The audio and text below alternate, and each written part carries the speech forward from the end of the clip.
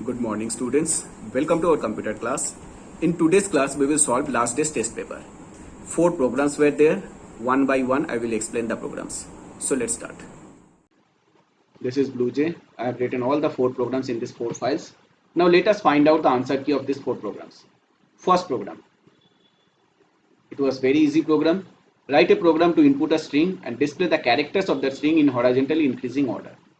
If my input is Java, first it will print the last character, then in next line last 2 characters, then in third line last 3 characters. This way last time it will print the full string. So what to do here? We have to take out the last character first, then last 2 characters, then last 3 characters. Last character's index number is what? The last index number. The second last character, from second last character till last character means last 2 characters index number starting from the second last index. Then last 3 characters means starting from the third last index till last. So we need all the index number in reverse order from last index till first index, because last time we will print the full string starting from the first index. At first I am converting the string to uppercase because user may give the string in lowercase or in mixed case. So that's why I have converted the string in uppercase. Then this is the index number loop, which will give all the index number in reverse order, last index length -1 till 0. And each time inside the loop I am printing one string. First time I am printing a substring starting from index I. So first time index I was the last index. So from last index till last, one character is there, that character will be displayed. Then next time I's value will be second last index. In that case, the substring will give the substring starting from second last index till last, means last 2 characters. So this way the last time I's value will be 0, which is the first index. That time substring will give what? String starting from the first index till last, means the full string. Okay. So this was the program, a very small program. Now next program was this one. Write a program to accept a string and a character. Count how many times the character is present in the string and replace all the occurrence of that character by asterisk or star. So here we need 2 input. One is string input, another one is character. Character to be searched in S. So we will count the occurrence of this C. For that, this is the counter variable CTR equal to 0. Now this is index number loop starting from first index till last index. Using this index number I, we are taking out character using caret function to store in CR variable. Then here we are checking CR is equal to C or not. C is the character to be searched. If the character is CR, then we are counting CTR plus plus. CTR is my counter variable. Then when loop will terminate, the value of CTR is what? The frequency of C in S. And if the character C is not present in S, then CTR plus plus will never execute, because this condition will never evaluate to true inside the loop. So CTR will retain its 0 value. So by that we can understand the C is not present in the string S. So here after the loop we are checking CTR's value is not equal to 0. If it is not equal to 0 means C was present in the string. So CTR's value was the counter value. So we are printing here the message the CTR times C was present in the string, which was the answer of my first question. And then next what to do? We have to replace all the occurrence of that character by star. For that I have used replace function. S.replace, which one to replace? C. By what? Asterisk. Asterisk in single quotes, because this is the character which will come at the place of the value of C, the input character, the character to be searched.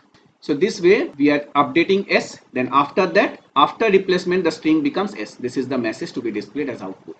So this part is what? The then part of this. If CTR is not equal to 0, if C is present in S, and if CTR is equal to 0, that means C is not present in the S. In else we have to print that C is not present in the string.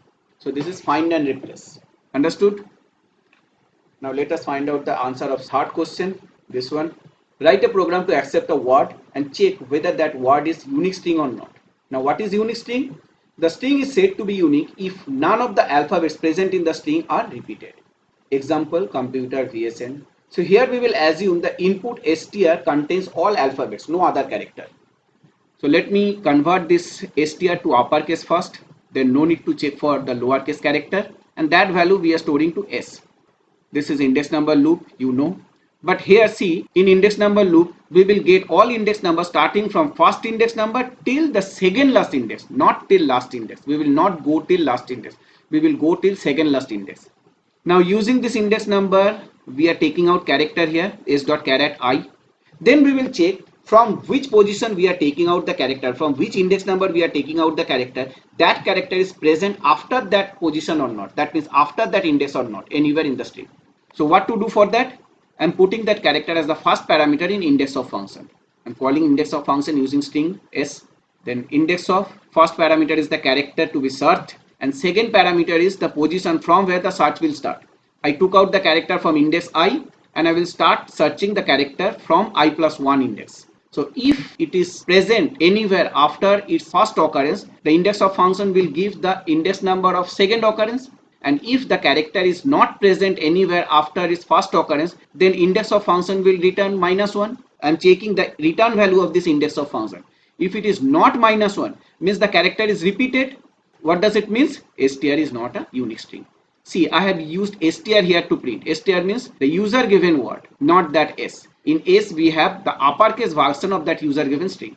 And return. This return will also execute for the true of this condition. Why? Because if the string is not unique string, then why to check for unique string? We will stop checking at this moment only. So based on the true of this condition, this two line will execute. This line will display the output, and this return statement will terminate the execution of this unique string function. So control will never come to this statement to display this message. And if this condition never evolves to true here, means all the character those we are searching using index of is not present after their first occurrence, that means the string is unique string. So after the loop, it will display the string is unique string.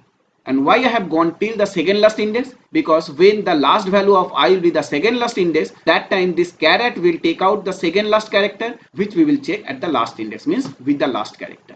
Understood? So this is the solve of this program, unique string. Then the last program, this one. Write a program to accept a sentence and count how many articles are there in that sentence. Article means a and the.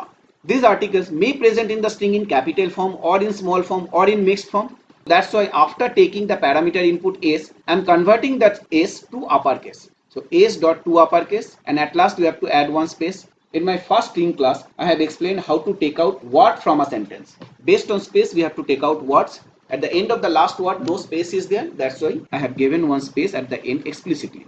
You can use either single quotes or double quotes, no problem. Because this is string, so string plus character for character will be converted to string, and that string will be concatenated with this s. Then C variable I took and initialize with 0. This is the variable to count the occurrence of articles, and P is the variable which will point the first index first, which is 0. This is index number loop, 0 to last index. Using index I, we are taking out character and checking the character is space or not. So first time the condition will be true for the first space which is coming after the first word. That time we have to take out the first word starting from first index, which is P, it is 0, and 0 to I means the index number of first space. So from first character till the character before the first space. So this will give the first word in W. Then after taking out word in W, we have to check that word is article or not. How? Using equals function. Here we cannot use equal to because equal to doesn't work on string value to compare. So W dot equals A, W dot equals N, W dot equals the. These are the three conditions. We have to check these three conditions in one if using OR operators. Because if any of these conditions is true, means the word W is an article. So that we are counting here, C++. And this way we are updating the value of P. Last P was 0, which was the index number of the first character. Now P will get the index number of the first character after the first space, which is the index number of the first character of second word. This way we have to keep on updating P, and here we have to check for the space. Then next time when we will get the next space, that is the second space which is coming before the third word, here we are taking out the second word. And that word again will be compared with A and Artha. So we are counting the occurrence of all the articles, and after the loop we have to print that. That is the output. Total C articles are present in the string. Understood? So we have solved last day's test paper. In our next class we will start multifunction programming. Till then, bye. Have a nice day.